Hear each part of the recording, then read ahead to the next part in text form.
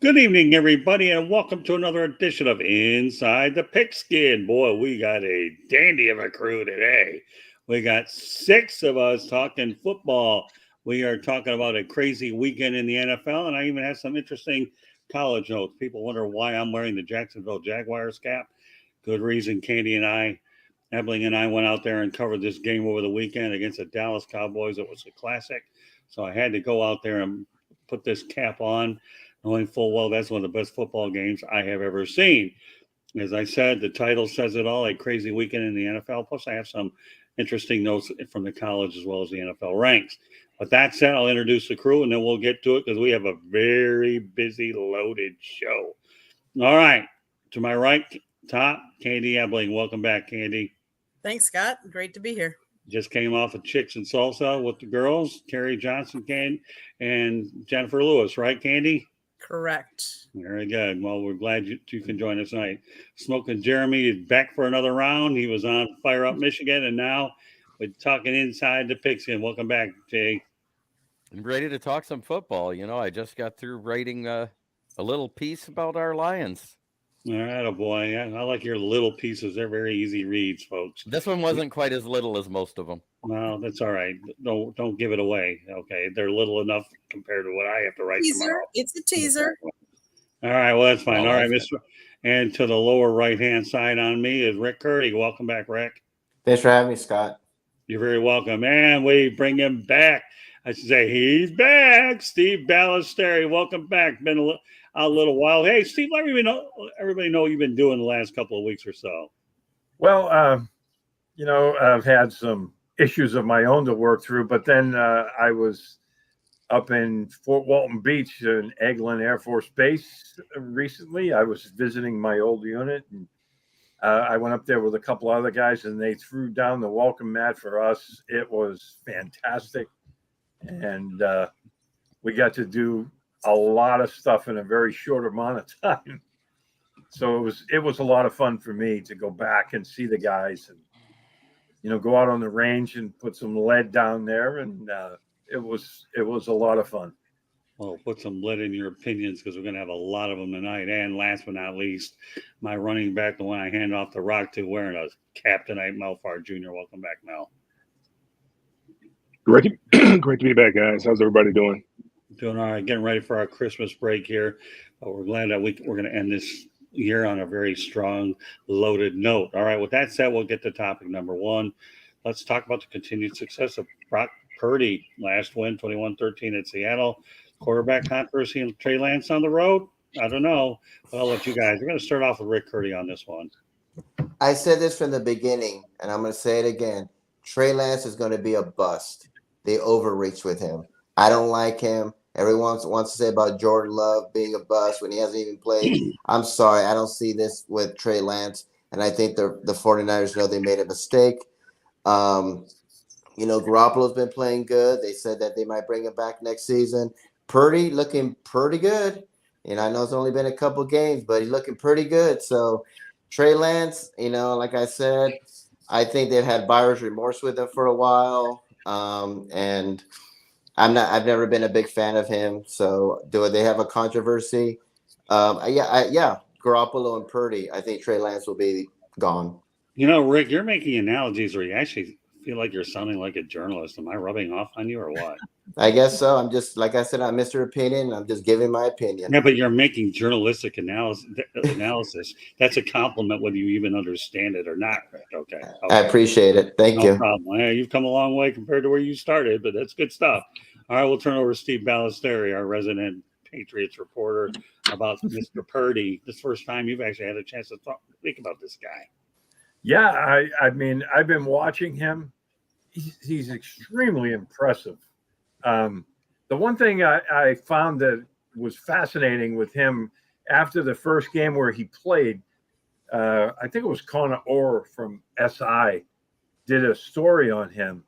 And he was saying that, when he was getting ready to come out in the draft, that a lot of NFL scouts and whatnot said he was undraftable because he's built kind of like a fullback and his throwing motion was all cockeyed. he was thrown off his toes. So because his quads were so big, so he threw himself into training. He got with like a pitching coach guru instead of a football guy. And he went to a training camp with like Baltimore Orioles pitchers, and he learned how to throw. He added 5 miles an hour to his passes at the end of this, and he kind of reinvented himself. And then there was a cognitive test that they give for quarterbacks, and they said that most rookies don't test very well on this. And he tested. It's supposed to be, they show you some kind of a quick thing where you're supposed to see the defense, read it, and know where to go with the ball. Yeah. He tested on this to the level of a starting NFL veteran quarterback. No kidding. Wow, no kidding.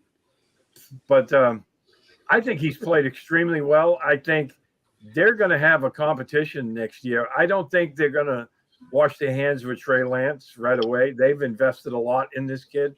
So I think they're going to give him the benefit of the doubt and let these guys play it out, and the best man will start. But and when it comes to Purdy, I've been really impressed with the way he, his poise in the game, in the pocket. Nothing seems like it's too big for him. Right. And I think he's played really, really well. I think the 49ers are still a force to be reckoned with in that NFC because defense travels and they have a really good running game. And when you add this kid in, I think they're going to be heard from. Yeah, I think by now the stigma of the Mr. Irrelevant's kind of worn off a little. But let's not lose sight of the fact there's a 262nd pick, and he played 4 years at Iowa State. So not like he didn't come in with any credentials, even if he's the last guy drafted. So with that said, Mel, we talked about it week in and week out about Brock Purdy. How do you like his progression? Well, I saw the guy play in college. The guy's played a lot of football, so he's had a lot of snaps, a lot of real live snaps in a big-time conference. So it doesn't necessarily surprise me. A lot of these guys just need an opportunity once they get to the NFL. Everything is really there's no meritocracy in the NFL. It's all about your draft status. And he just so happened to fall in a situation where the heir apparent, who San Francisco felt was they're going to be their heir apparent, got hurt. And then they decided to bring Jimmy Garoppolo back. Right. And then now Jimmy gets hurt. So this kid here, is kind of the last man standing, and he gets an opportunity to play. And credit to him, he was prepared, but that doesn't surprise me because, like I said, I've watched him for the last couple of years in particular, but we know this guy was a 4-year starter. He's had to work for everything. Nothing has ever been given to him, but he's got a lot of big time games. We're not talking about like North Dakota State, some of the teams that Trey Lance has played. And, we know that Trey Lance, I think he might have 5 or 6 games under his belt of real, and it's not the same type of competition that Brock Purdy was going against, right? At Iowa State. You're playing big time football there in the Big 12. I mean, you're playing Oklahoma, you're going to play Texas Tech, you're going to play Baylor, Oklahoma State. You're under the fire. And Iowa State has never been, a big time program in the Big 12. I mean, I can't tell you the last time they won the Big 12. So, he brought that program to relevance where him and Brees Hall, where they were competitive on a week in and week out basis. So it doesn't surprise me what he's doing. Just a lot of these guys need reps. And that's why I'm glad to see the XFL coming back and the USFL gives you an opportunity to develop some of these quarterbacks, because typically when you go to the backup quarterback, the quarterback play is horrible. When Matthew Stafford went out a few weeks ago and they brought in that backup quarterback, I mean, the guy couldn't throw the ball. I mean, it was terrible. It was embarrassing. I mean, neither one these of them. multi-billion-dollar franchises, and that's the best you can do as far as a backup quarterback is concerned. But again, like I said, it doesn't surprise me about this kid. They have a good problem on their hands. I can say that they have a very good problem on their hands. I mean, we know Jimmy Garoppolo, he's very serviceable. His problem has been his health, and here we are again. It's his health. But with Trey Lance there, And with this kid, what are you going to do? Is this Bill Belichick found himself in this situation when he had, when Drew Bledsoe went down, and they brought in this guy who was the 199th pick, and look how his career has worked out. Okay. All right, Jeremy.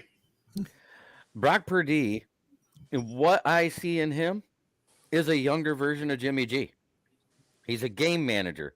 He has a decent arm. He's accurate. He has poise in the pocket. He knows when to get out of the pocket. He has enough athleticism that he may get you a first down on a third down. I kind of agree with Rick because Trey Lance hasn't shown crap. Okay. Fair enough. All right, Candy. Brock is exciting to watch. He's excited, like his excitement, what he brings to the stands. It was kind of almost like, and I hate to use this analogy because he's much better, but it was like when they brought in Gardner Minshew for Jacksonville. He came in and he set the stands on fire. He set the team on fire. He's young. He brings, like I said, he brings something different to the team than a Jimmy G does and everything like that. I can tell you, I was reading that San Francisco, they can hardly keep up with the demands for his jersey. It was almost the same as when Trey Lance was announced that he came out and they picked him in the draft. They're running out of his jersey as Christmas gifts. It's exciting to see. It's exciting to see how he shared, that first touchdown with his dad. I wish him all the best success. And like Mel said, it's a great problem that they have. Let's face it, my Packers, yeah, but their two quarterbacks, well, let's see what they have compared to what San Francisco has. Way different. Well, I got to tell you, Candy, you bring up an interesting point. From a business standpoint, it couldn't work out any better for the 49ers that they're selling Brock Purdy uniforms. Before I go any further, Inside the Pigskin can be heard on iHeartRadio, Apple, Spotify, Google, or wherever you get your podcast. Please hit the red subscribe button on YouTube, South Florida Tribune, and we're striving for 1,000 subscribers. So please help us get to that number. We would greatly appreciate it. So hit the red subscribe button, and then you are good to go.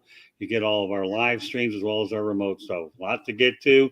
Brock Purdy's out of the way. Now we're going to go to another quarterback. Well, former one anyways. Going back to his alma mater for a short period of time. Drew Brees will be an assistant coach for Purdue Boilermakers versus LSU in the Citrus Bowl.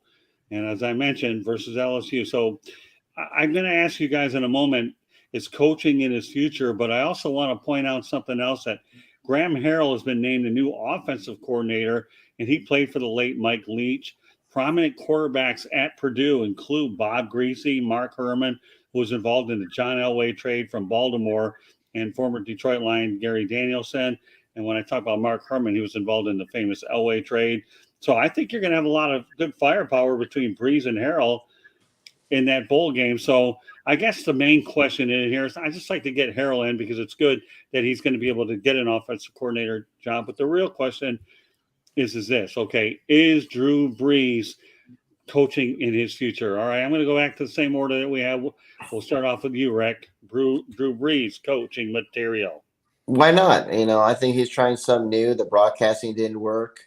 So he said, "Let me go. Maybe I can be a coach now," and we'll see. It's way early. We haven't seen anything of it, but maybe that's what he wants to do. He'll start off from the bottom and and work his way up. He's not going to be like Jeff Saturday, get thrown in there and have no clue what he's doing.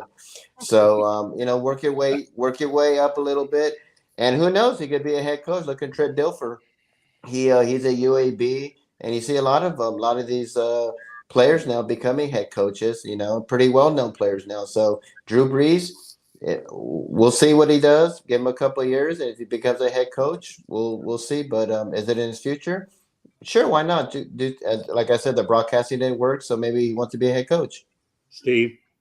I think it's in his future. I could see Brees working up at some point and being a offensive coordinator someplace, but we'll have to see how it all works out for him. But you get the feeling that he still has that desire to be inside the game. So I think it's in his future. Yeah, and you know what I do? I'll turn over to Mel in a moment. If it's in his future, I hope it's at Purdue University, his alma matter. All right, now I'll turn over to you, Mel. I mean, I think he can do whatever he decides he wants to do. Usually with guys who played at the level that he played at, when I'm talking about a high level, they don't generally have the patience. And he's got a lot of other things that he has going on. He's got the little pickleball thing that he's doing, and I think he's just coming there to help out because the coach, who was it, Brom, left and went back to Louisville to be the head coach at his alma mater and where he grew up. So just to me, I just think that he is just there for right now, helping out, getting his feet wet, seeing if it's something he wants to do. Because again, you get away from the game of football, especially the way that he played, because you want to spend more time with your family. You get into coaching, you're right back in the grind again. You're not spending a whole lot of time with your family. You're breaking down film, looking at cut-ups all day long. One thing we know, he doesn't need the money. If he wants to help some kids and help his university, it's something that he would probably entertain. But I don't know, if he wants to go there and be some kind of special assistant or if he wants to be the guy, Right. So that's the thing. Does he want to go there and be a quarterback coach and, make a quarterback coach salary, whatever that is, 150 grand, 200 grand, whatever that may be. Right. Or does he want to be the head guy? But I mean, obviously he can do whatever it is that he wants to do. He's afforded that opportunity with his resume. The fact that, he went to school there and had some great success there. He can do whatever he wants to do, but I don't really see him doing that, to be honest with you. That's okay. Yeah, and as I was looking over this again, I'm still amazed at the prominent quarterbacks that have come out of Purdue, dating back to Bob Greasy, Mark Herman, Gary Danielson, just to name a few. And of course, we all talk about the John Elway trade where it actually worked out, where Baltimore got a serviceable quarterback. We all know what happened with John Elway. So we'll turn it over to Jeremy, coaching for Mr. Brees. Jeremy? I don't think it will be. I mean, if you want to talk about the real comeback player of the year in 2021, it was Drew Brees' hair, because that guy retired bald as a cucumber and came out with a full head of hair as a sportscaster. He was finally able to relax, get stuff done, make himself look better, and have fun again. And he was having fun in the broadcaster booth. He just wasn't good at it. I don't think he'll ever be a head coach because of the time involved. He'll end up losing all his hair again. Well, he doesn't have to be a head coach. He could be a quarterback coach like Mel or anything. But you know what, Jeremy? Every single night, you always find a way to keep a lot of people laughing. And you have a streak that I'm going to start documenting for every person that laughs. And I can't count that high, but I know I can count on Candy Ebling to come up with an answer. Right, Candy? So Drew Brees said, "My kids are at an age now where I certainly want to be around. I love being around and I don't want to miss a thing with them. I think the coaching lifestyle doesn't quite fit where I'm at in my life right now. Not to say that that'll never be the case." So I really think that right now he's just having fun. This was a short stint. He wanted to step in and help them out and test the waters and see kind of, do I want to put my foot in later on once my kids are a little bit older? And what level, what kind of commitment do I want to make to football? He devoted 20 years to his career. What does that look like for him and his family and his wife and his kids? Okay. Like Tom Brady said that too. And then once he got into the daddy do list, he ran right back, and there's a lot of things Tom Brady has said that hasn't been true. Well, all right. Well, we'll move on to Zach Wilson, Rick Curdy's favorite quarterback. Well, might as well. I mean, we talk about what's trending, timely, and it's Zach's turn. So he started for the New York Jets against the Lions after team doctors didn't clear Mike White for contact, although White wanted to play, but the Jets didn't sign off on it. The Lions with a 20-17 win. Zach Wilson's numbers are 18 of 35, 317 yards, 2 touchdowns, and an interception.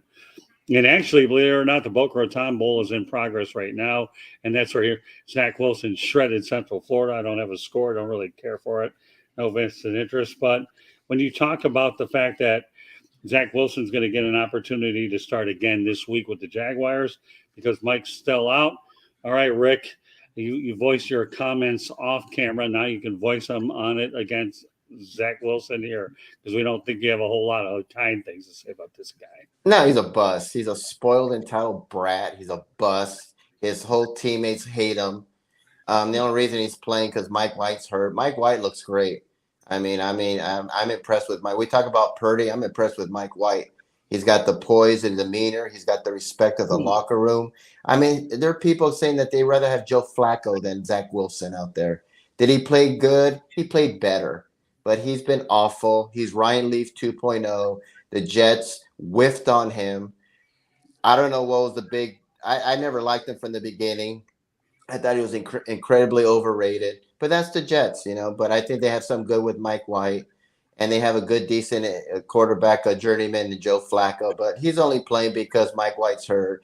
But he's a complete bust, and the Jets know that. The fans hate him, and he stinks. Why don't you tell us how you really feel, Rick? Yeah, Okay. really. Yeah. Rick. I mean, And you know what? I His don't think you coach, said enough Robert, about him.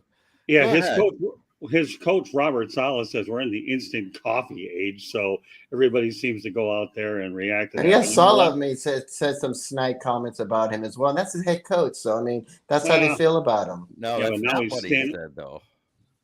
Well, all right. Well, you know what? We'll turn it over to Steve. Don't worry, Jeremy. I'm sure you'll be able to provide more candid insights and more you hear everybody else.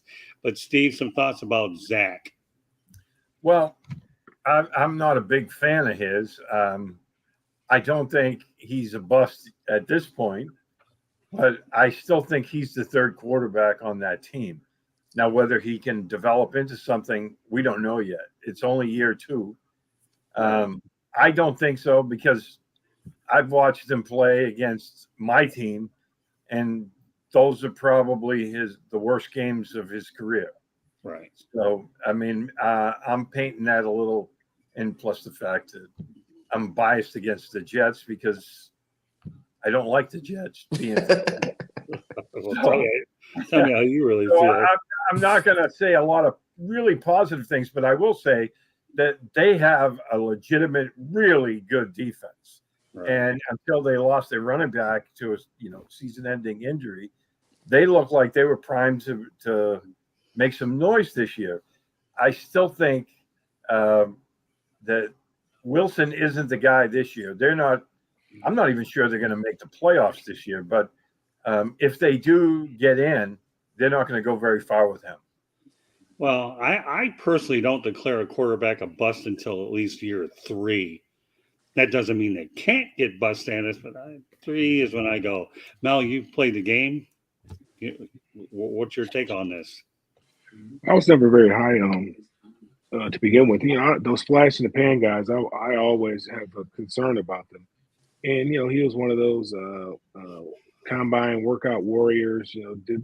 Did one pass and everybody was enamored by his so-called arm talent. I mean, being able to throw the ball hard and far is nice, but football, you got to have some touch, you got to have some feel in the pocket, and then you have to be able to lead men, and that seems to be the problem that he has, is being able to be a leader of men.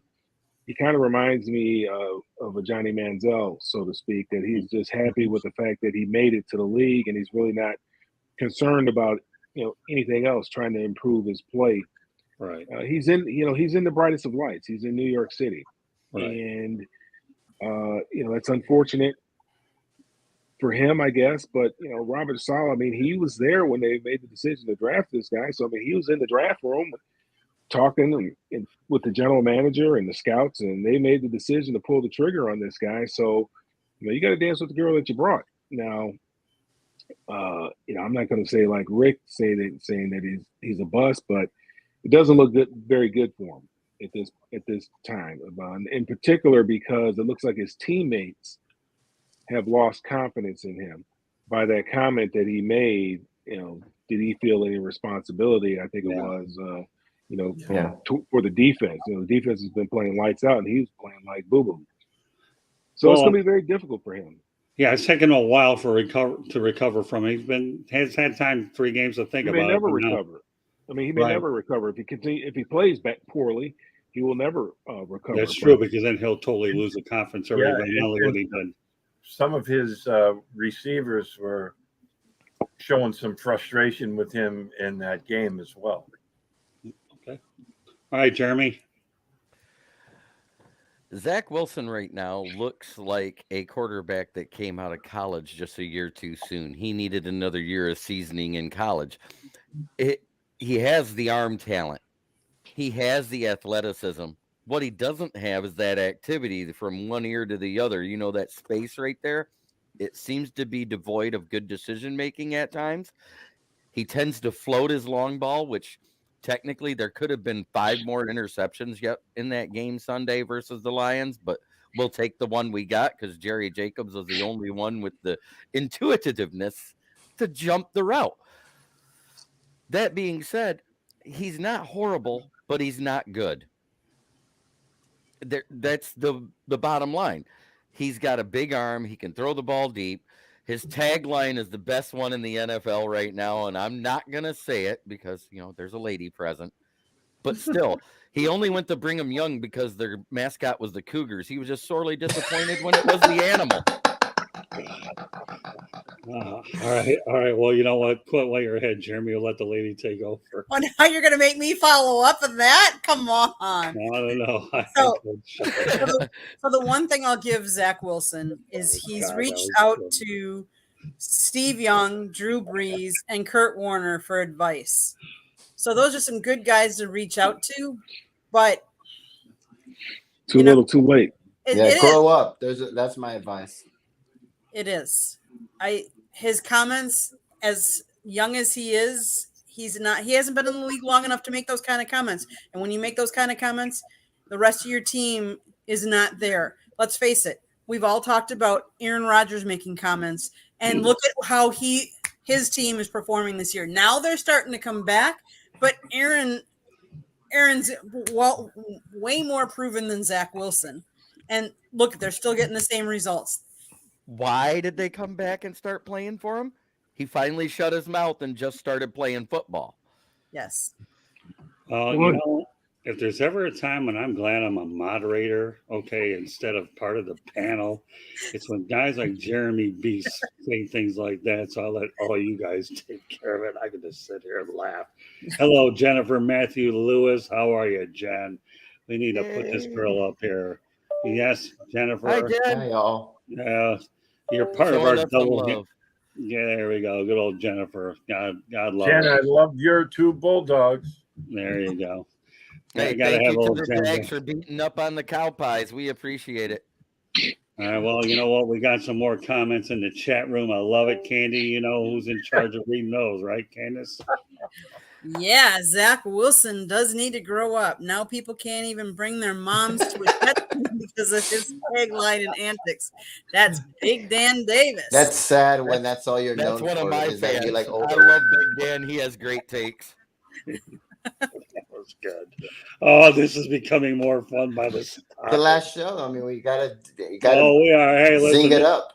We're working on making it better, but boy, I'll tell you, when I have a bunch of thoroughbreds on this thing here, we're all going to be racing for the finish line. You're right. So, all right. Well, as I mentioned, I'm glad I'm the moderator with a timely opinion. So with that said, we're going to go to an OMG, and Candy and I know what that means. Oh my God, Jacksonville Jaguars in front of 69,050 people. Candy and I were having all kinds of problems finding a hotel because Cowboys Nation was all over the place.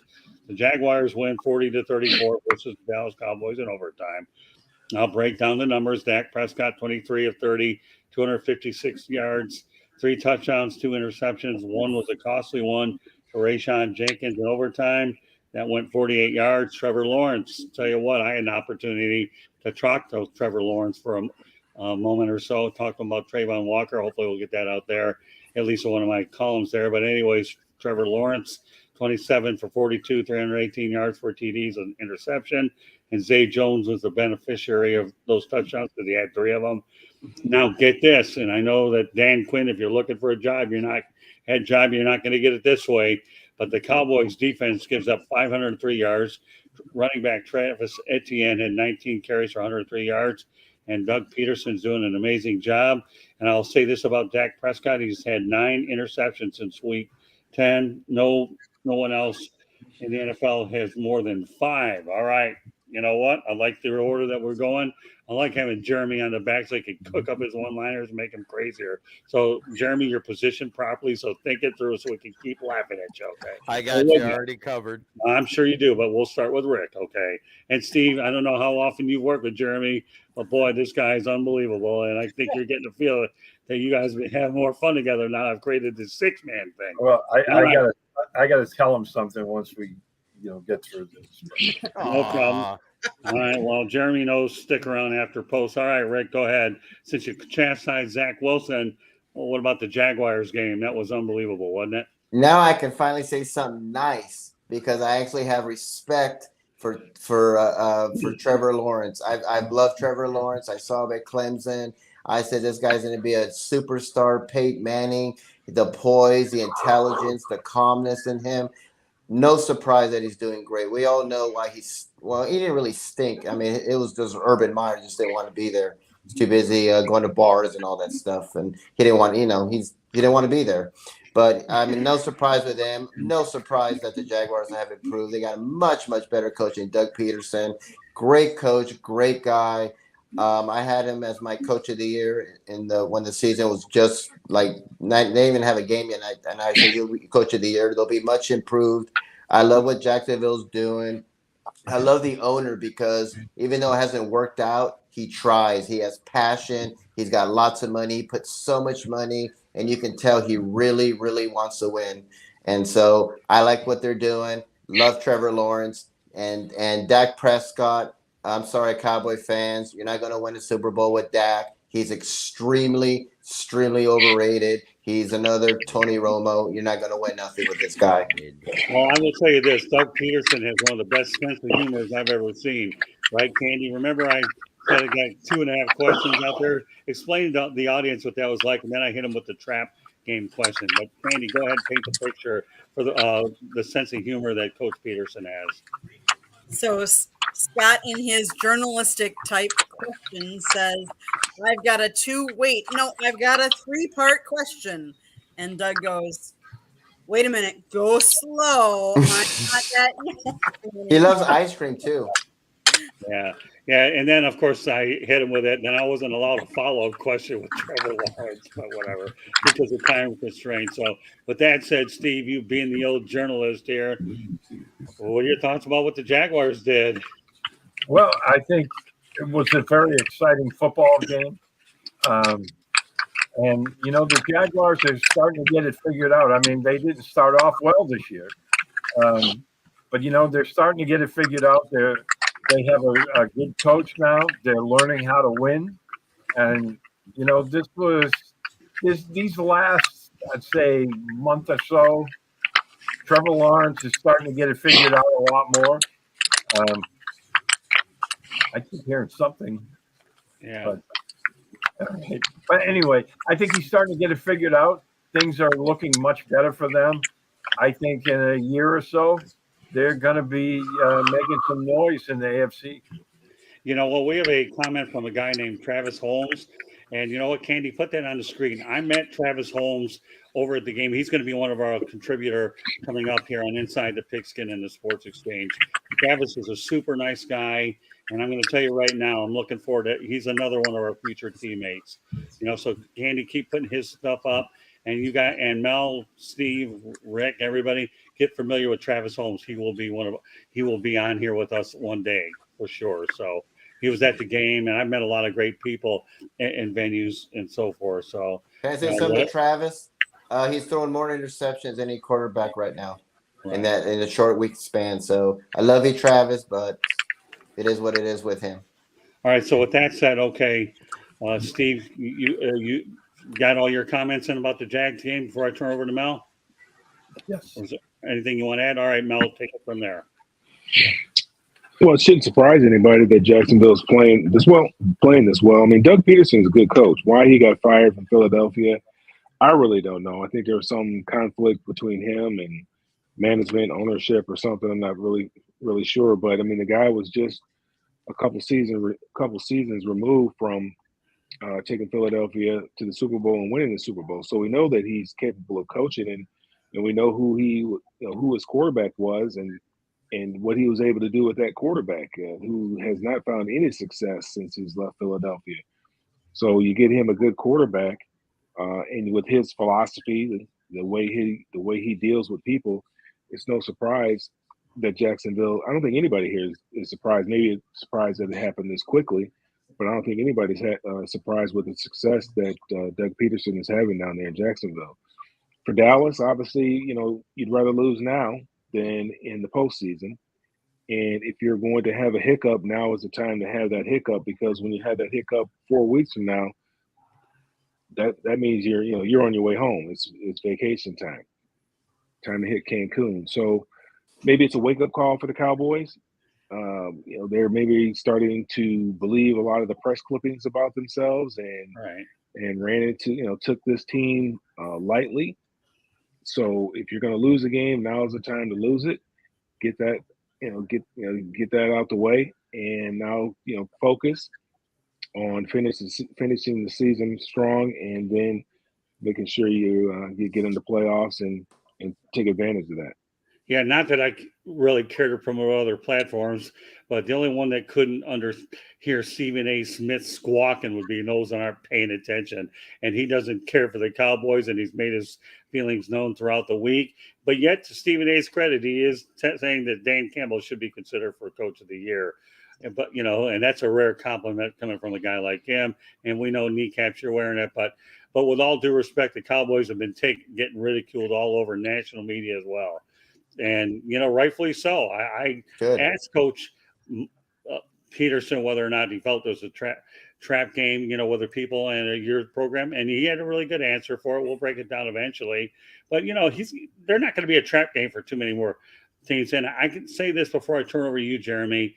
Before it's all said and done, I don't know if I'll be alive to see it anyways, but Doug Peterson was such an outstanding fit in Jacksonville. This guy bound to have a statue in front of TIAA main stadium before it's all said and done.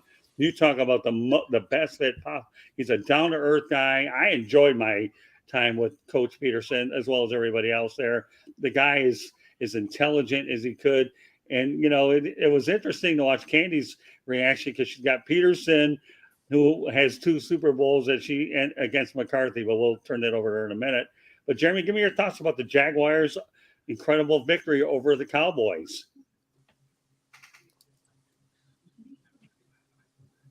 We're not hearing you. Can't hear you, Jeremy. Sorry. All right.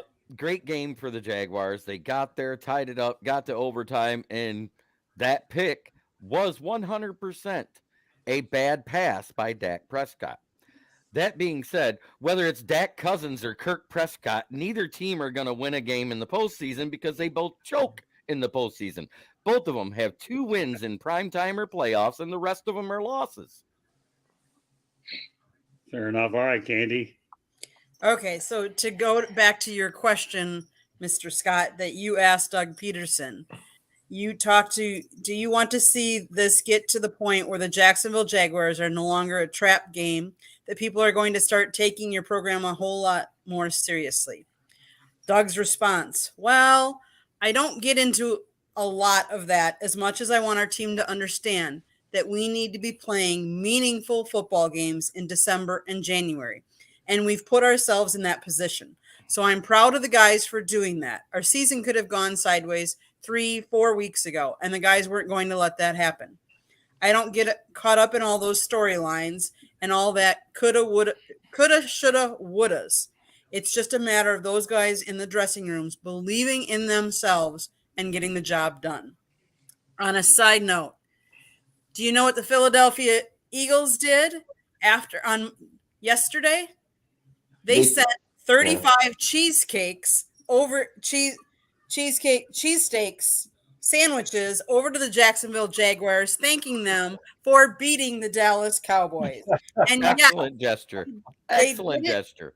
I thought so too. And they did it with a local delicatessen store in Jacksonville. It wasn't like they shipped them down from Philadelphia. So I thought that was in good jest, sending down 35 cheesesteaks and 25 large order of fries, thanking the Jags for beating the Cowboys. Well, They you know look- what? Kudos I'm to going to say them. what I said before. I enjoy Coach Peterson, and the guy has a heck of a sense of humor. And thanks, Candy, for providing that one. That was good. All right. Well, as we continue to move forward here on Inside the Pigskin, you know, Candy, I know you talked about this on Chicks and Salsa. We're going to address it again. But, you know, this is really unbelievable. Jeff Saturday loses on Saturday. The Colts' historic record-breaking collapse 33-0. What's there to say? Well, I didn't have to write a lot down for this because I figure I got enough voices doing my talking for me. Oh, All right, I wanna AKA start. Mr. Opinion, go ahead. Lead it off. I like the order we're going in. I mean, are we surprised by this? I mean, he was on ESPN. He has no experience. I thought Jim Irsay. I thought this was an April Fool's joke. I wasn't surprised when they fired their coach, and I thought, oh, Gus Bradley will be the head coach, the interim coach. Yeah, that's okay. He was there with Jacksonville, head coaching experience. Jeff Saturday. I just saw him on ESPN 30 minutes ago, and it was like, just you scratch your head, like, are you kidding me? So are we surprised by this? No. I love Jeff Saturday. He's a great guy, but he has no experience. I mean, you might as well put me in there. I mean, it's just he showed the inexperience. We've seen it, and that was a travesty. How can you be up by that many points and lose? And it's just like Prevent defense. yeah. I mean, it's just Prevent you from winning. why are we surprised by this? I'm not surprised, and he'll be the first head coach named Jeff Saturday who went on Saturday. He might be fired on Saturday too. So we'll see what happens. He should be fired. He should All be right. He fired. should never today. been the coach. You go back to ESPN. I love Jeff Saturday, but this was like the biggest dumb thing I've seen since the Raider game last week with the forward lateral. Well, don't worry. Don't give it away. That's the next one. All So right. leave it alone. I don't mind your segues. You're attempting to be a broadcaster and all that, Rick. I know where you're coming from. Considering where the heck you came from anyways, you're starting to make me look like a genius for training you, and I don't take praise, except if you want to send me a check to southfloridatribune@gmail.com. I'll take it that way, or Tribune South. I'll accept it that way. All right, Steve Ballesteri. I don't know what to think of this. Katie and I went for a bite to lunch, and we ended up sitting there watching all of it on Saturday. All right, Jeff, you ever seen anything like it? I'm here to tell you that was a shocker because at halftime I'm like, Not really. how the heck is this team down 33-0 for the Colts? And then, like you said, I went to get something to eat, and I was away from the television for a little while. When I came back, I was like, what? I mean, it was insane. That game was insane, and you could sense it coming because once it got to a certain level, I was like, the Colts are going to blow this game, and Minnesota's going to take it home because you could feel it. I mean, you saw it was like a perfect 180, and everything they did right in the first half, they were doing pretty wrong in the second half, and they just got hot, and that was all she wrote. Yeah, it was too surreal. All right, Mel, what's your take on this one? Yeah, I don't know what his halftime speech was, but it wasn't very good. And I don't know what his strategy was when he came out in the second half, other than just to hang on. And, you got to keep playing whatever you did in the first half is the same stuff you got to do in the second half. And I think they forgot that we played 60 minutes and not 30 minutes. And I think they may have been in there celebrating and popping bottles at halftime and forgot they had to go out there and play another half. But it's pretty amazing.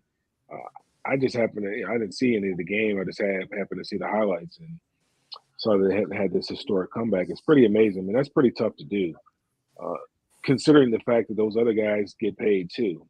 That's a heck of a feat, and that's really terrible meltdown on behalf of the Colts to allow that to happen. I mean, those guys get a check as well. And Jeff Saturday, from my understanding, is getting a check too. So I don't know what he was doing in the second half. And I mean, that's just terrible. I mean, some point in time, you have to see the wheels are falling off here, and hey, we got to do something different to hang on. But it just seemed like he just evidently, obviously, he was just trying to hang on, and hoping that time would expire.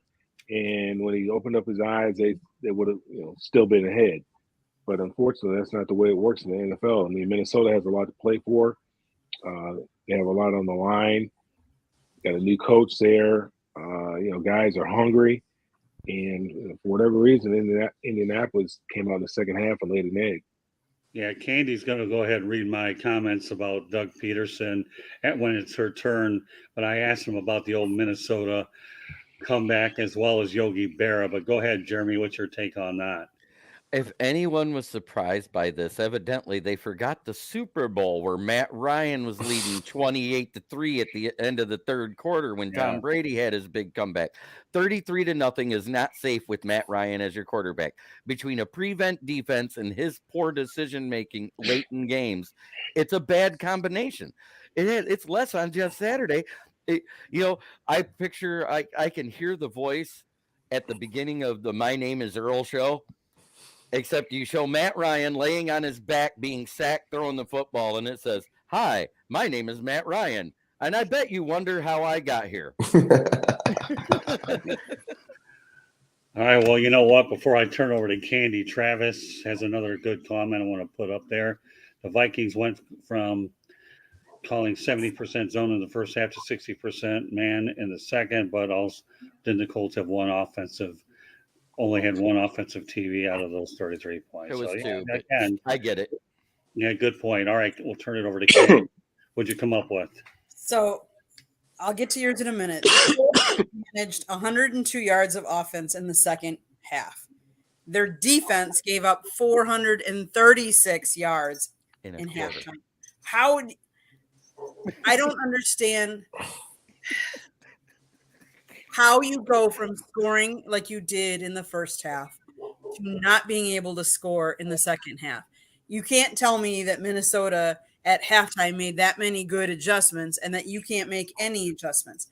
And then I'm not even going to get started on overtime because I kept arguing with different plays going forward during the overtime. But going to your question, Scott, your question was Yogi Berra had the old saying, "It's not over till it's over." We saw what happened with the game yesterday with Minnesota and Indianapolis. Is there any kind of halftime speech when you know you're behind by a lot, especially against a top-tier football team? Doug Peterson's response: "Listen, I've been around this game a long time, from my dad coaching me in Pee Wee League till now. There's no magical speeches. There's no words you can say. It just comes down to the players. We talk about players making plays. These guys are playing with a lot of confidence. They're playing together. They're playing complementary football." And evidently, Indy was not playing any complimentary anything in the second half. Okay, that's good enough. All right, well, Steve, obviously it's a topic that you probably weren't waiting for. I have.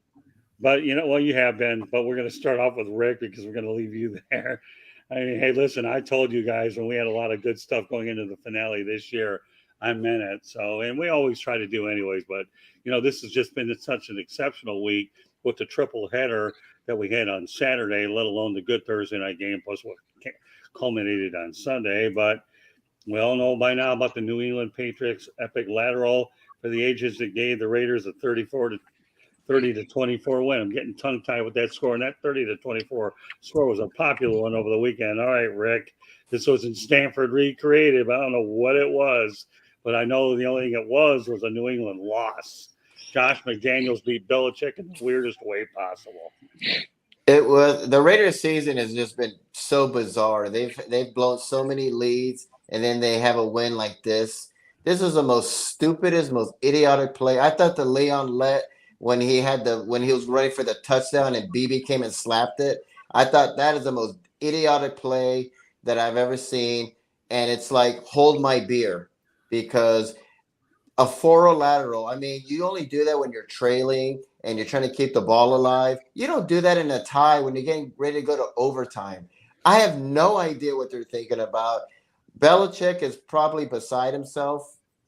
And that was the most weirdest, most strangest, the most idiotic play I've ever seen in all of sports. And I've seen a lot of dumb plays in sports. So I don't get it. The announcers were baffled.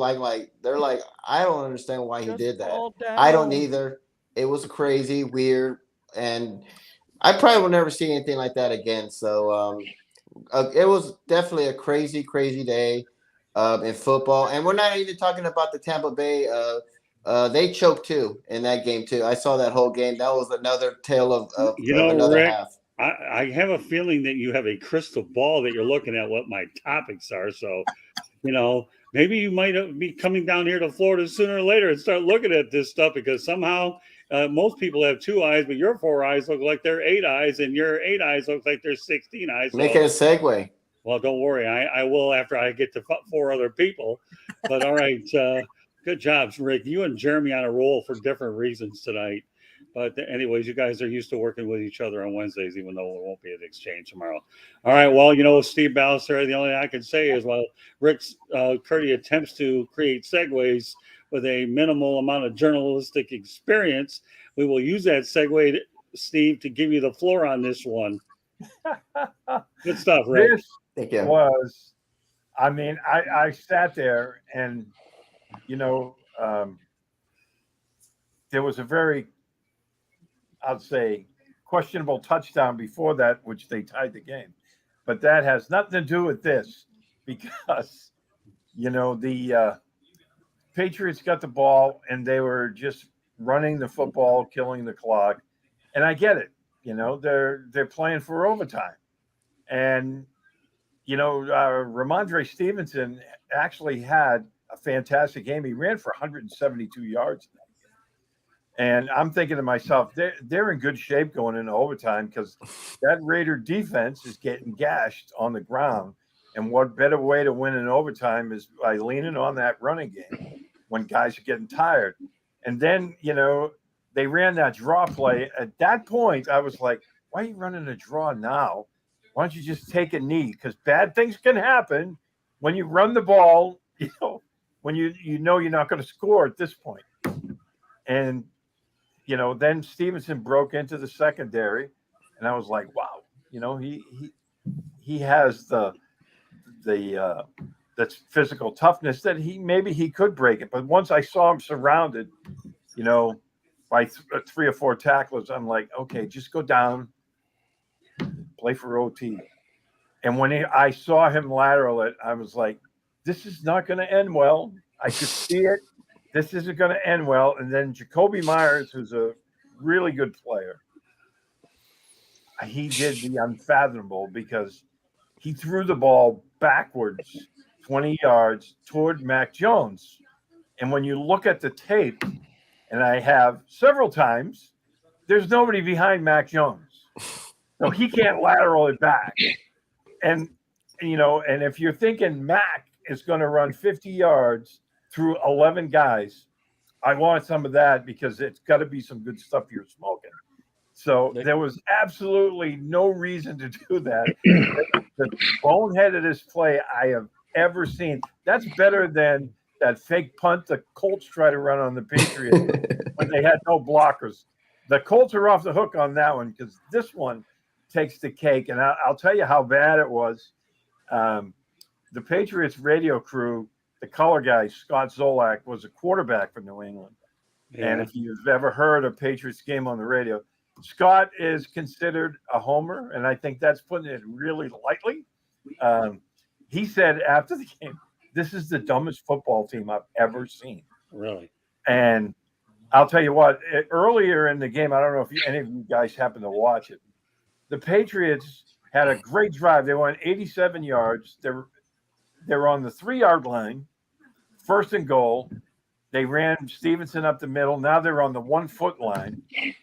And Matt Patricia, Jeremy and I have talked about Patricia, and I'll get to that in a second. he's been so conservative this year to the point of like ridiculousness. Now he decides he wants to get creative. They're second and goal on the 1 foot line, and now he wants to run these exotic things where he's throwing the football. And I'm like, you have Ramondre Stevenson, who's a battering ram, and you only need a foot.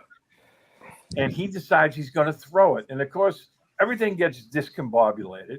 And I'm like, the offense, the Patriots, has reached the point that this is rock bottom.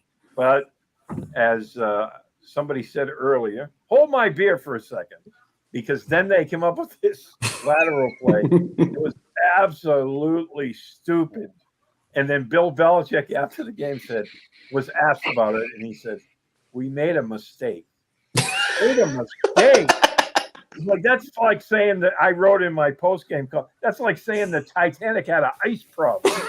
I mean, Did a fender bender. Like this team, it has really offensively. This team has bottomed out. And I was talking. We're simpatico, I got to tell you, because I had Matt Patricia on the brain for this topic before it even came up. Yes. Well, during our regular podcast that I do, we were talking about, this was prior to the game. We were talking about Matt Patricia. And, you know, my two co-hosts weren't too pleased with Patricia's job so far this year, to put it lightly. And I said, I was just on a podcast with a guy from the Lions not too long ago. And he said he talked to him as Matt Patricia. And one of my co-hosts was taking a drink of coffee, and he went into a fit of coughing. It went all over the place. And they were like, that is classic. So you're going to be asked to be on a Patriots podcast in the near future, my friend. I want to be on it. I have to ask you this, though, Steve. How'd your buddy Bob Sochi handle this one? And Candy, what I want you to do is put Dan Davis's most recent one up there about overtime. But go ahead, Steve. If you listen to the call on the Patriots Radio Network, Bob was so shocked that he could barely talk, because he was just like, it was like he didn't know what he was seeing. And it was actually, I have to say, it was comical. It was so bad that I couldn't get mad about it. I had to just laugh, because I was like, this is really, I've never seen a team this stupid. I mean, during the Patriots' 20-year run, we used to make fun of teams that did stupid stuff like this, like the Colts and that fake punt, whatever, with two guys on the line of scrimmage, and now it's like Bill Belichick forever will have this hanging over his head, because when people have football follies, they're going to say this was the dumbest, and that's going to be attached to him. All right, Mel. That's it's embarrassing. I mean, I don't know why they didn't take a knee. I don't know why he called a play, what he was trying to do. Maybe he's hoping he'd bust it up the middle and take it all the way. I don't know. But, that evidently there was something that was said on the sideline, something they've been practicing, maybe. I don't know, because players just don't. Said after the game that there was supposed to be no lateraling involved. They were just going to run a straight throw. And so if it was wide open, if the Red Sea parted, great. If it didn't, they didn't tell him what to do. Obviously, at some point in time, they had to rehearse this, or maybe the guy owed some money to his bookie. I don't know. But that's. I mean, I couldn't believe it. I couldn't believe what I was seeing, because there was no need to do it. There was no reason to do it. If the Red Sea doesn't part and you can't hit your head on the goalpost, then hey, let's play for overtime. For Josh McDaniel, obviously he's fortunate, because he's going to have. I mean, he did have a conversation with Mark Davis, but he's going to have a real conversation with Mark Davis if they ended up losing that game. again, I mean, they get out to a lead and they just can't hold a lead for some reason or another. The Raiders cannot hold on to a lead. They can't extend the lead. That's a problem. That's something that they're going to have to deal with. They're going to have to figure out. Even though Vegas won, they probably feel like they lost, to be honest with you, because this has been happening to them too often. Where they've gotten ahead early and end up losing the game in the final quarter. I mean, they got to learn how to finish games. So, but that's embarrassing. I mean, I've never seen anything like that. I couldn't believe it really when I saw the replay, what I was seeing, and I was trying to say, well, did that happen in overtime? And when did that happen? If the score is tied up, why are they doing all that? Exactly. I've never seen anything like that. I mean, I think that Pop Warner kids know better than that, to be honest with you. Well, we have another comment in the chat room from a guy that we're all too familiar with here on South Florida Tribune Broadcasting Network named Brett Gardepy. And Brett appears on Fire Up Wisconsin, and we brought him on last week's edition of the Sports Exchange. Thanks for joining us. Well, yeah, really enjoying the activity in the chat room tonight. We have Travis Holmes, thanks for being here, Big Dan Davis, and now Brett. Welcome to all of you guys. You make my life easier. All I have to do is read this stuff and get it up there, and you guys get to react to it. So, yeah, I don't know. I'm a little miffed at what happened there. But considering Matt Patricia's on staff, maybe I shouldn't be miffed at much of anything. But I'm not stealing Jeremy's thunder. Jeremy's he's learning patience as we go along when we have these big crews. So now, Jeremy, the floor is yours. Remember, Candy's behind you. Well, she'll be laughing because Matt Patricia drew up some sort of mad, stupidest rocket science play I've ever seen in my entire life. I mean, I think he tried to take that play that Ben Johnson used last year with the double flea flicker on the double reverse where Tom Kennedy threw it 75 yards total to Khalif Raymond to win the one game. It was on that par. But the problem is, I don't think Mac Jones knew the ball was coming, or he might have got in front of Chandler Jones because it was bad. It was bad. I mean, when Mac Jones was falling down and Chandler Jones was the only one that was going to catch it, I was like, I think I'm watching some sort of NFL Follies replay of a game in the past because this don't look like modern NFL. Matt Patricia. Oh, what can I say? The world's dumbest rocket scientist in the world. Well, you seem to be making a name for himself on your knee-biting thing by utilizing the Matt Patricia. If you ever get enough money down the road, you can actually trademark the darn thing and make some even more money. But trademarking is expensive. Take it from somebody that knows what the Motor City Man mouth. But boy, you're making a name out the Matt Patricia. But Patricia, now you got me saying it both ways because Steve's inviting you, so you're doing pretty good, Jeremy. All right, we'll turn over to Candy. Go ahead. So on a podcast, Brady talked a little bit about this. He talked a little bit about the joyous scenes of Argentina winning the World Cup. And he said, in America, our sporting events bring so many people together. It's great to see, Brady said. Everyone feels a part of it. It's live. It's in the moment. There is very emotion. I was watching the Raiders game and I saw that last play. It's like, oh my God, it's so bad. And then, oh my God, it's so good. Where else in life do things like that happen? I've been on the winning end of those. I go crazy. You don't even know what to feel. I was watching that game and I'm like, okay, no offense, I've never played football, but I've watched enough of it and been a part of it. And I'm like, who in that, before that play in the huddle, what was said? Like, you're already tied. You don't need, I was speechless. I was yelling. I was like, I cannot believe that just happened. Well, I'm speechless just listening to you guys, so it doesn't matter. I'm also speechless to know that I got to defer back to Curdy because he knew the next subject without looking at the notes. So I'm going to do it again, okay?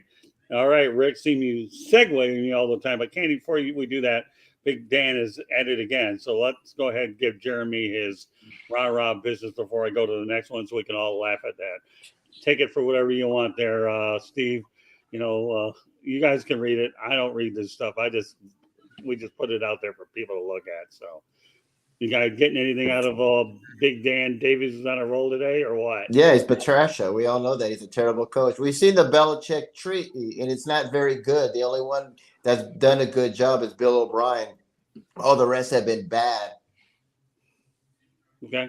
All right. Well, our last subject of the night before I talk about some pertinent news items will be Tom Brady has lost 8 games for the first time. Cincinnati's comeback win over the Bucks was unlike anything we've seen during Tom Brady's career.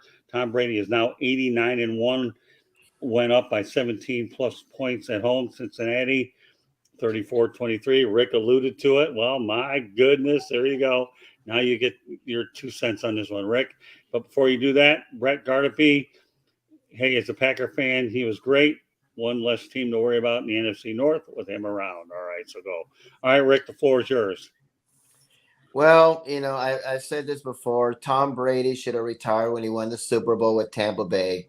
The man has nothing to prove, and he cannot stop playing. It's like he's addicted to it. When he announced his retirement, I said, oh, good, thank God he's leaving. Because I'm sick of seeing him. I'm sick of hearing about him. I don't want to play.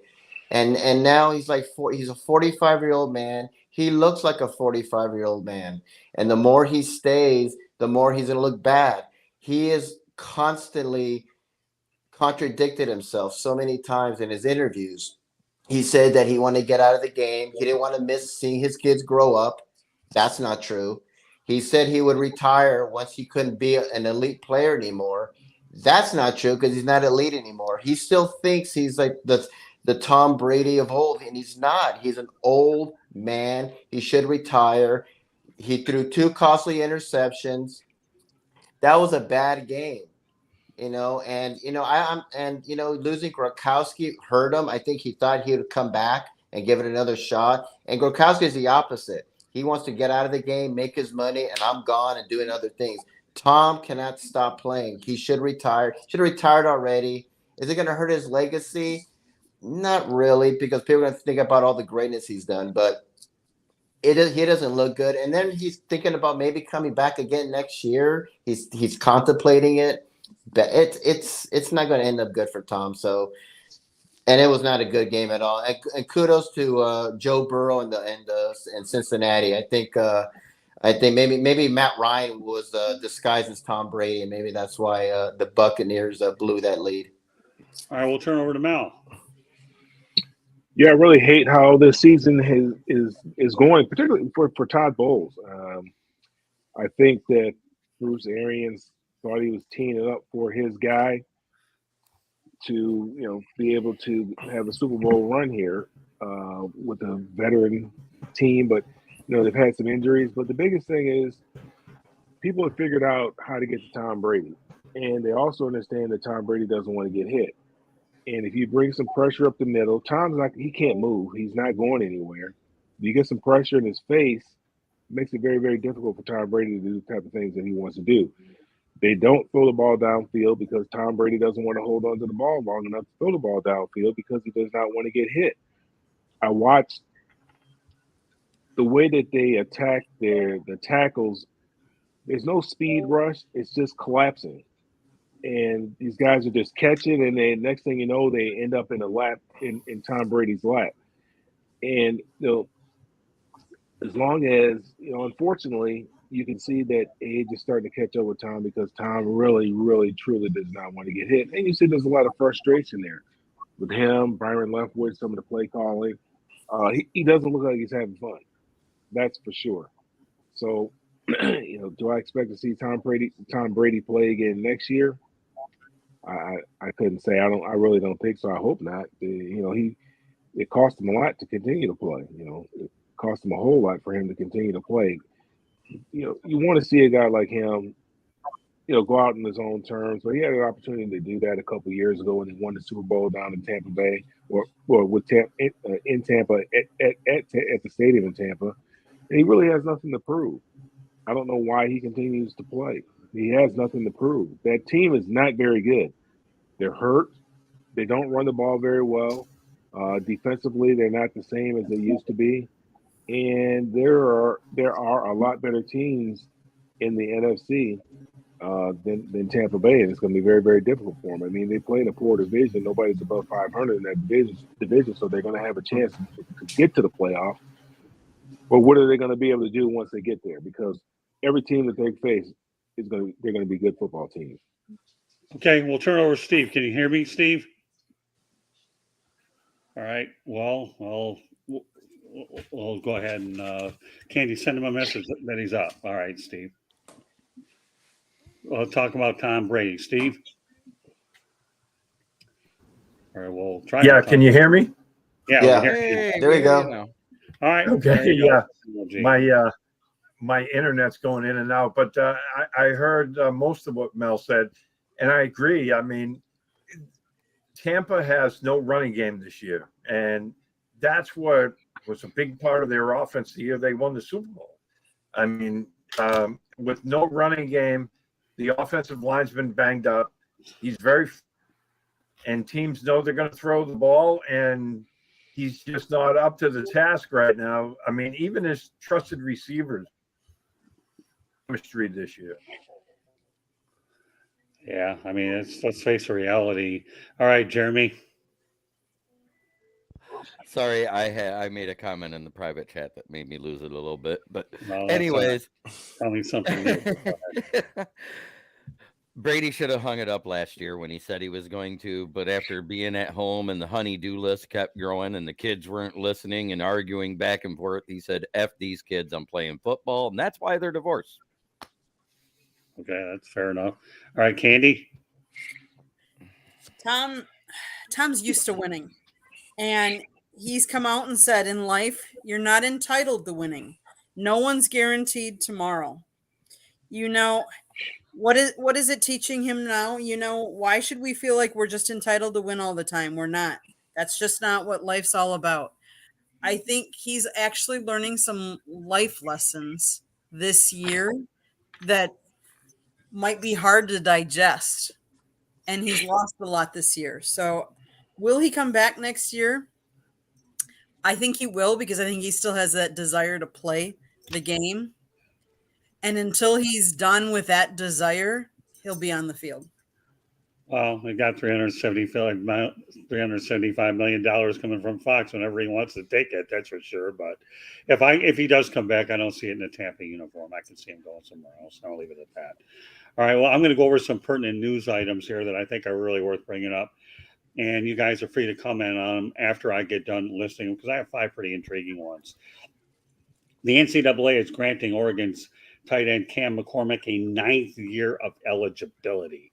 And yes, I repeat, 9th year of eligibility. Hugh Freeze of Auburn is going to keep Cadillac Williams as his associate head coach. More power to him. Cadillac Williams did a good job, and I'm glad that Hugh Freeze is going to keep him on his staff. I had to see the chance to see this guy earlier, but Frank Gore Jr. had 329 rushing yards in Southern Mississippi's bowl win. Now, another interesting point of note here, Justin Herbert has become the first quarterback in NFL history to throw for 4,000 plus yards in each of his first 3 seasons in the league. And another one that I found pretty interesting that doesn't get much publicity is the famous Idaho Potato Bowl, the Bluefields, Boise State. You have Eastern Michigan 41-27 over the San Jose State Spartans. Why am I mentioning this? Because a guy like Jeremy's on.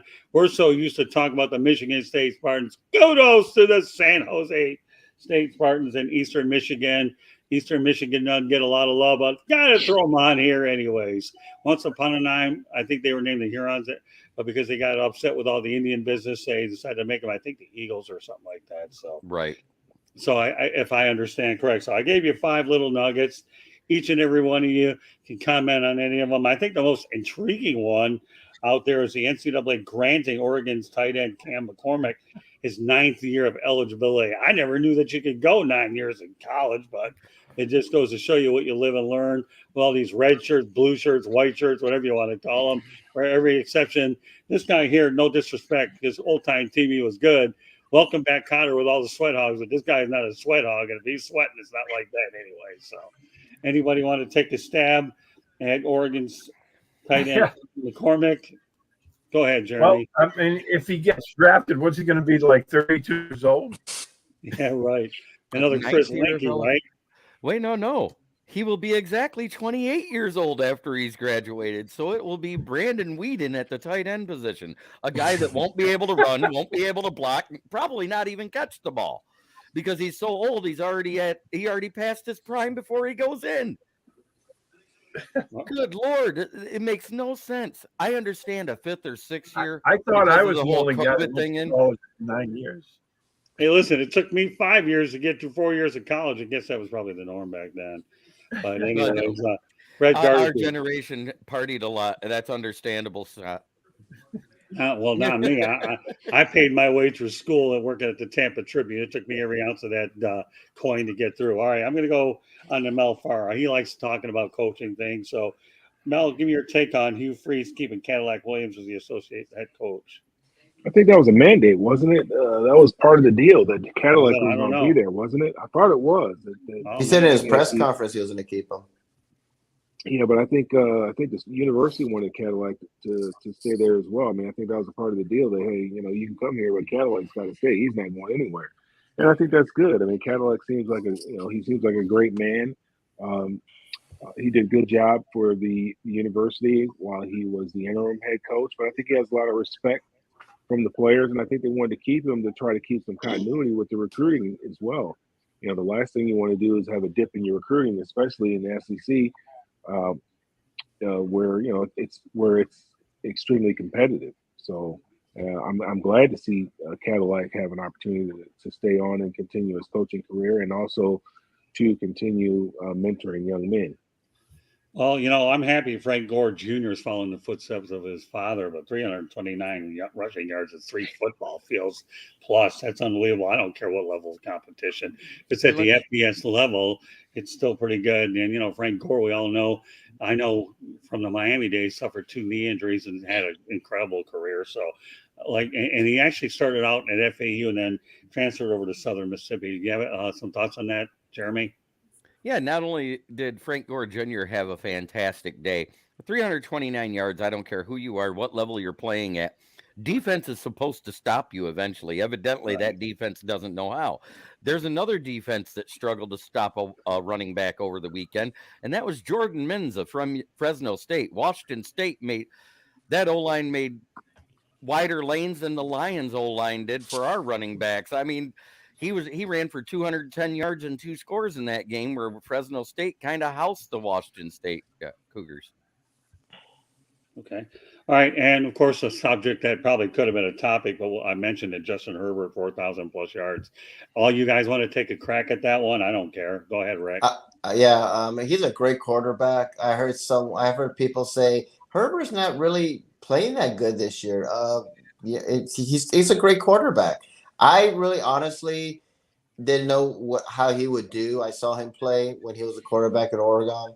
And I was like, he could be a star or he could be a bust. I'm not sure about him. And I'm actually really, really surprised how great he's become at a short period of time. He's setting records everywhere. And to be the first quarterback, you have Marino and Brady. And I mean, the list goes on and on and on. Joe Montana. He's the first to have his first 3 seasons, 4,000 yards or more. That's super duper impressive. Mel? Well, I watched him, obviously. I watched him play a little bit in college too. And you look at, he has all the physical traits of a quarterback. He's got a big arm, smart kid, very, very smart, very intelligent kid, played a lot of big time football. I'm not really surprised by what I see him doing in the NFL. It's kind of funny, these pundits always want to try to crown the heir apparent. A lot of a player's success has to do with where he goes and the consistency and the continuity in the coaching staff. And he happens to be in a good situation where he's had, I think, the same coach there. I think he had one coach, Anthony Lynn was there, and then the guys that he has now. So he's had some consistencies and some continuity, and they probably got rid of Anthony Lynn because they didn't feel that he was going to be good for his development. So they got somebody in there who they felt would be good for his development. Although he's on the defensive side of the ball, they brought Lombardi in from New Orleans, and to bring in that New Orleans type of of offense and to groom this kid. So a lot of it is the luck of the draw. A lot of these guys could be these guys that are playing very, very well could easily have been bust just by their draft position, where they end up getting drafted. Mac Jones looked great last year. This year he's not looking so good. And it's because of the decision that Bill Belichick made. He's hindering this kid's development. This year is going to be really a year you just have to just turn the page on, because it's just a waste, because he hasn't learned anything. He hasn't taken that step forward this year, because he really hasn't had anybody to really coach him up on the position. So I'm not really surprised. I mean, I saw he had the intangibles when he was playing in college. Big arm, looks good getting off the bus. He looks like the what you would want in a player at that position. And now he's getting an opportunity with the coaching staff and the players that he has around him to live up to his potential. Steve? Yeah, I think he's had a great start to his career. And, like everyone always says, the draft is not a scientific thing. You can't put a number on, you can look at a kid in college and say, okay, he's got this, and this. But you don't know if that's going to be his peak, if that's as good as he's going to be, or he can take that next step. And a lot of guys, the guys that have failed, haven't been able to do that for one reason or another. And I think, the drive of some guys to just keep improving and, they take to coaching well. This is a kid that seems to just relish getting better every week, because I think you can watch that. His first 3 seasons have been absolutely amazing. And I think he's destined for great things. And if they can surround him with enough players and, skill position guys, if they can afford him, because he's going to get paid in a few years, then that team could be going places. Jeremy? Justin Herbert, he's a great quarterback. He has been a great quarterback. He will continue to be a great quarterback. The only reason why he had a bad year his last year at Oregon is because they switched coaching and offensive coordinators, and he was learning a brand new system all over again. It's not like he was a seasoned vet in the NFL, that dealt with like 6, 7 offensive coordinators in a 13-year career. But the problem is coaching around him, because either the coaching has got him to the midpoint, but not to the next level, or the coaching just doesn't even go to him. It's his talent that's got him to where he is right now. Candy? I think someone hit the nail on the head when they said, don't change all your coaches every year, because that just disrupts. I hate to say this, but let's face it. The Detroit Lions kind of wasted Matthew Stafford's career. They changed offensive coach, quarterback coach, all over the place. I think Justin Herbert's doing really well, and I think consistency will help that. The same with Trevor Lawrence. I think consistency, the same message, the same coaches. That was exactly who I was talking about when I said 7 offensive coordinators in a 13-year career. Well, and you know what? I'll even add Joey Harrington's career got wrecked in Detroit because of the lack of continuity with head coaches and offensive coordinators as well. So, I just want to end it on one final note here. Bob Ryan, obviously Steve knows him all too well, broke my heart when he said I couldn't use the Field of Dreams as a sports event that I went to, because I'm trying to hit as many states as I can with sports events. So you know what, Bob? I guess I got to get back to Iowa to see something else, because you really didn't drink the Kool-Aid with the Field of Dreams thing that I did there. But I'll tell you one thing that I am putting on my bucket list now is a famous Idaho Potato Bowl, so I can see those blue fields in Boise, Idaho. And I know Candy may not like it because you're going to need the long johns and the warm-ups. But my goodness, I'm going to Albertson Stadium, and I'm going to see those blue fields. And I think over in Eastern Washington, don't they have the red fields as well? Yes. So it's pretty interesting how you have a football field a different color and go from there. So I had to put the Idaho Potato Bowl in there.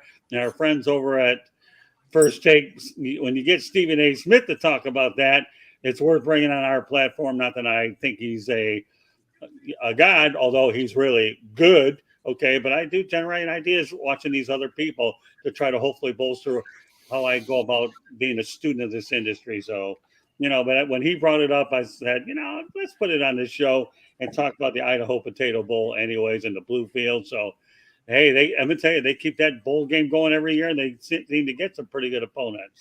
So, with that said, I know we've gone close to an hour and a half, but I'm going to give everybody an opportunity to come up with a parting shot anyways, if you want to, and then we'll do the final intros, and Candy will take us home with all the rest of the company business. All right, Rick, give me your parting shot, or you can say anything with Christmas parting shot. The floor is yours, Rick.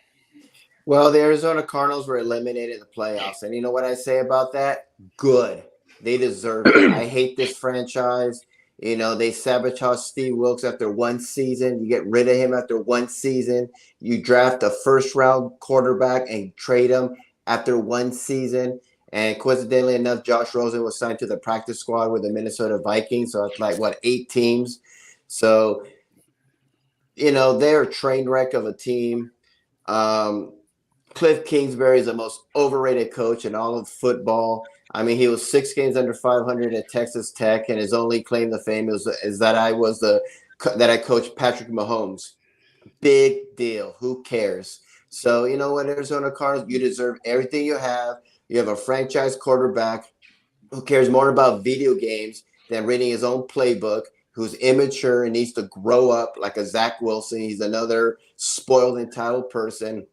Cliff Kingsbury needs to go. He stinks. He never should have been a head coach in the NFL. He hadn't done nothing. So good for you. I'm glad you're getting everything you deserve. Bye-bye. All right, Mel, what do you have? Rick, you get everything off your chest? Yeah, a little bit. I need to come out of my shell a little bit more, so I apologize. You okay? I'm a little worried about you. I'm a little angry. You need to come see my PTSD doctor with me. Hey, Rick, if you do that, just remember, though, Steve's off I-75, on the Gulf side of the state. He's not up in Boston, so you have to come You're not going to see me with a Kyler Murray jersey or a Zach Wilson jersey. I'll put it that way. Judging by the way you're saying it, I could hardly tell, even though you've actually pretended that your Halloween disguise is a broadcaster night, because you seem to know every segue I have anyways. All right, Mel, go for it. So 2 things. The NFL sent out a memo to the clubs to remind them that there's $800 million in salary that they're paying to coaches and front office executives who are no longer rendering any services for those clubs, and telling them to kind of be mindful, because we know what happens right after the season, what they call Black Monday, Fire Monday, whatever it is. We know a lot of coaches lose their jobs. On average, about 7 teams change coaches every year, and NFL is kind of telling folks, hey, pump the brakes a little bit, because we already know there's talk about the Denver coach getting fired. Lovie Smith, obviously his job is probably up in the air with the way that they performed so far this year. And of course, there's going to be a number of other coaches that are going to be let go as well. Some have already been let go.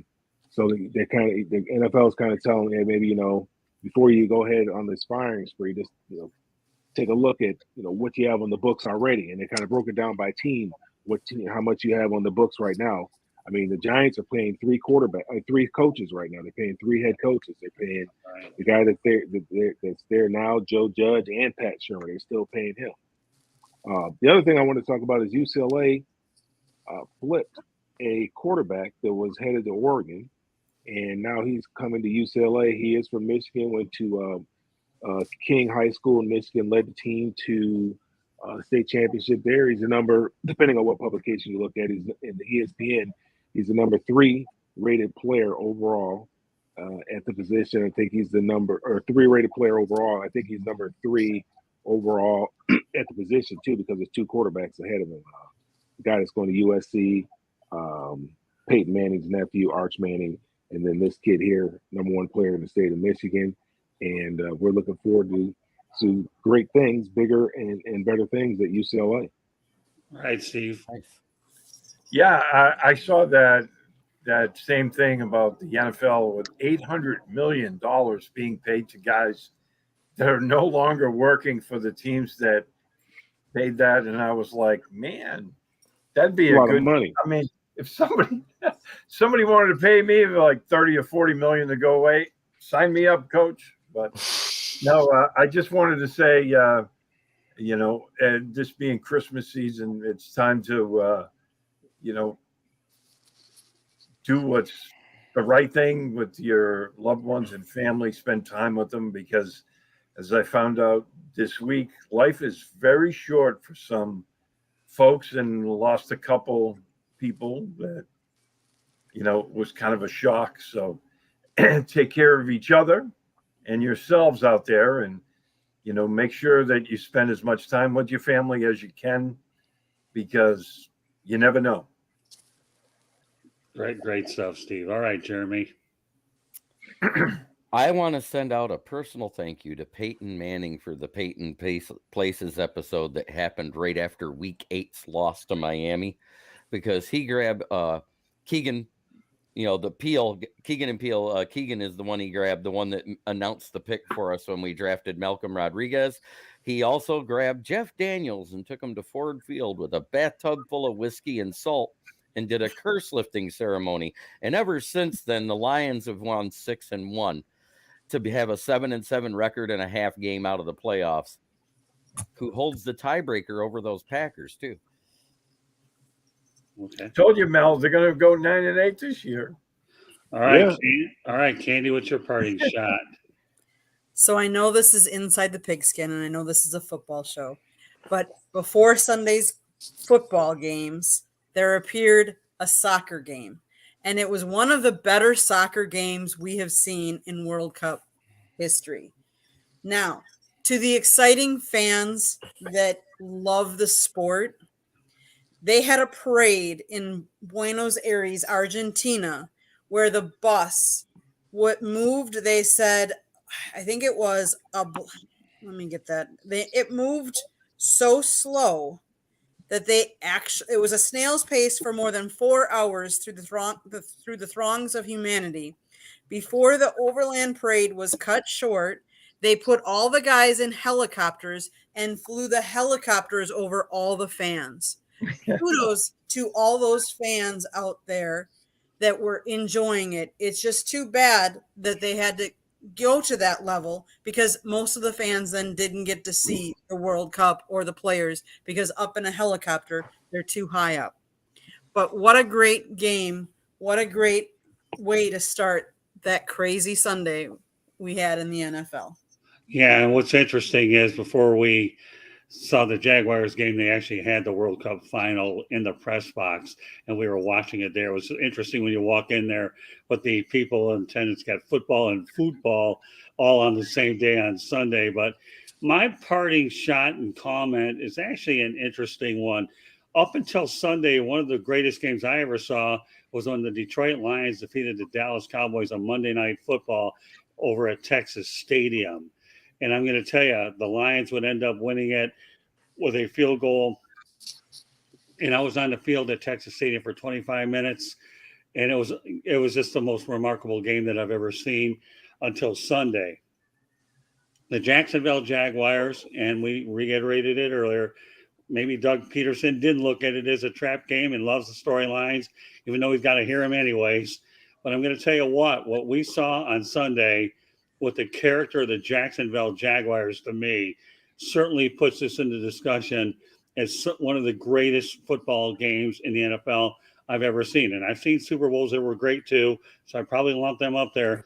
But if I had to say one of the top 5 games that I've ever been a part of and covered, I can tell you right now, Sunday's Jacksonville 40-34 win over Dallas is definitely one of those that I can certainly remember. And if I never cover another football game again, although I expect to or hope to anyways, health provide, because I've had a lot of health challenges myself, I'm going to tell you, Sunday was just unreal. I can also realize how hard it was to get a hotel up there, and that Cowboys Nation travels well. Now, on the back end of the parting shot, I am so sick and tired of the Odell Beckham travel tour for a guy that may not even play this year. Odell, tell you what, when you're ready to play a regular season and you're feeling better, knock on doors. But I am sick and tired of hearing about whether you will play or not to play. The medical records are what they are. So the next time I hear from you, Odell, I want to hear about you when you're in a uniform instead of looking for a job. So that's what I have to say. So with that said, I'll go around the horn one more time, and then Candy will take us home with the company stuff. All right, Rick, why don't you let everybody know how they can get a hold of you? You can find me on my website, www.charlottebats.com. I'm also on Facebook at Charlotte MLB, Charlotte Bats Baseball.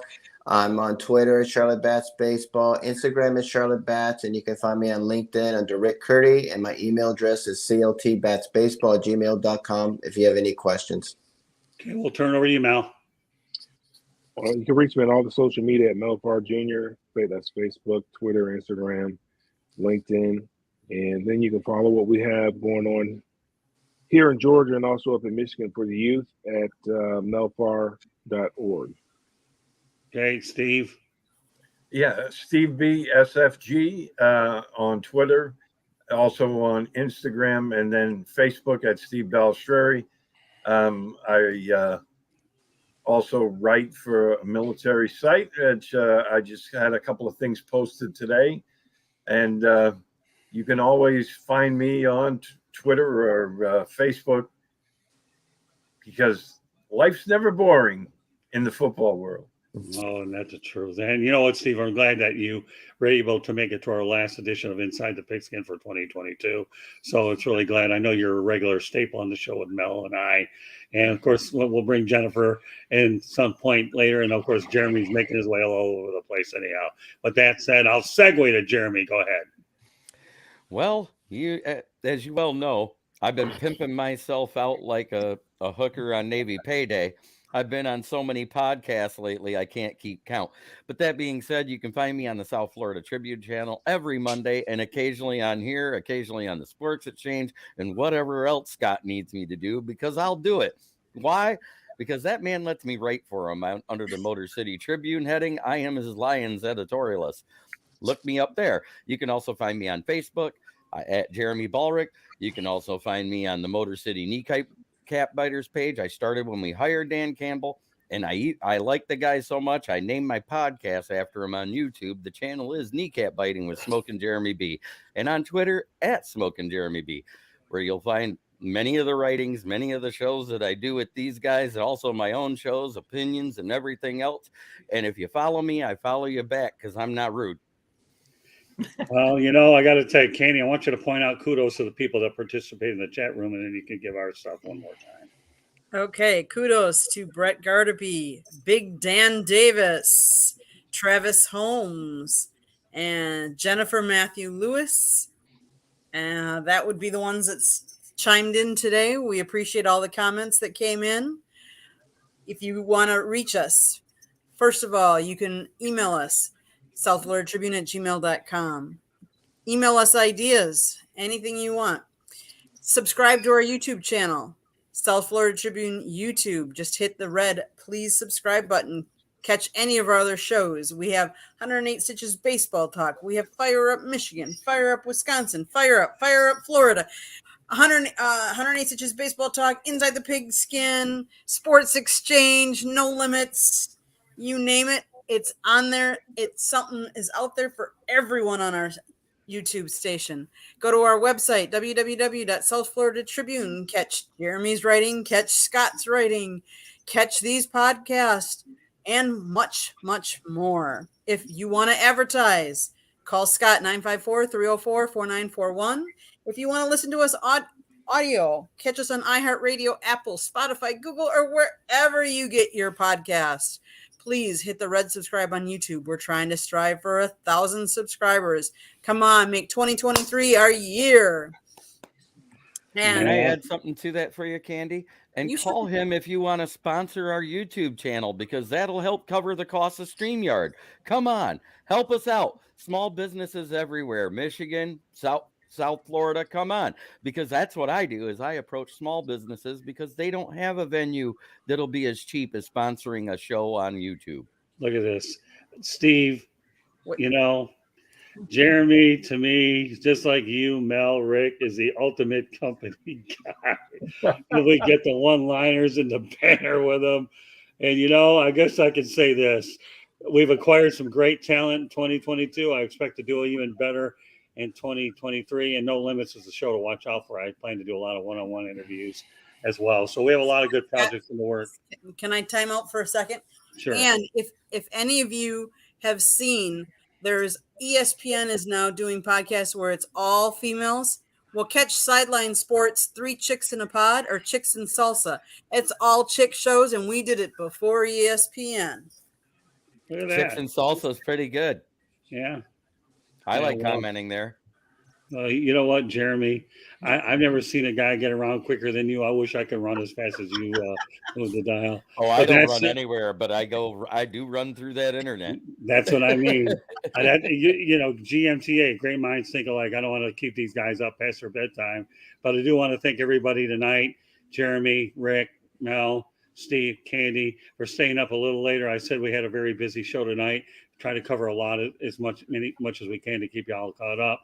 But once again, I want to thank everybody for joining us tonight on Inside the Pigskin. We look for bigger and better things in 2023. I am so proud of the people that are in this organization that continue to contribute time in and time out. Merry Christmas to every one of you. Happy Hanukkah, Happy New Year, and whatnot. And I hope you have a healthy, prosperous New Year. Any closing thoughts before we call it a night? Go ahead, Jeremy. I want all of our watchers, viewers, listeners, depending where they get the podcast from, to try every day to be a better person than you were the day before, because that's the only way we can make the world a better place. Love those around you. Hold them close this holiday season, because no day is guaranteed. I know this for a fact, because in 2011, I lost my grandmother on Christmas morning. And Christmas has never been the same. So that being said, Merry Christmas, one and all. Happy Kwanzaa, Happy Hanukkah, Yom Kippur, whatever you celebrate, I don't care. Because you know what? We are all human. We all bleed red. There is no color of skin. There is no pigmentation. There is no ethnicity. We're humans. Let's treat each other as so. Steve, anything you want to add? No, that's perfectly said. Good. Well, you know what?